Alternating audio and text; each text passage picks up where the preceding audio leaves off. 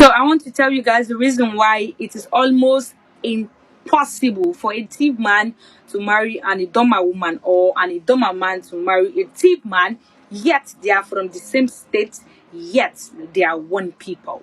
So there was a time when an idoma man came to marry a thief woman, and according to the thief culture, if you marry a wife and she dies, she will be buried in her husband's house.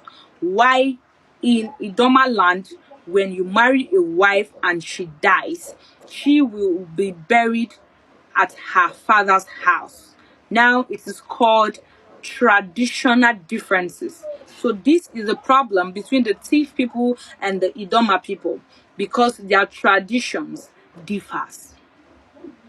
So when an idoma man got married to a thief woman, eventually she passed on, and then the idoma people took her back to the thief land to be buried. And the thief man said, no, if you must return our daughter, she must be hard and healthy, alive, because we gave her to you alive, so you cannot return her back to us dead. And then when they took her corpse back to the idoma kingdom, the idoma said, no, she cannot be buried in our land, because she is not our daughter but wife.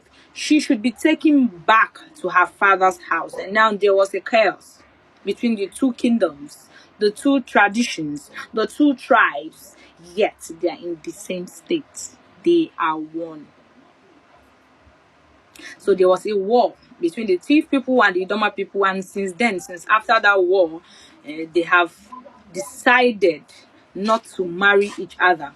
That is the reason why it is very hard, yet some people are still practicing it, though it was kind of settled. But then tradition is tradition.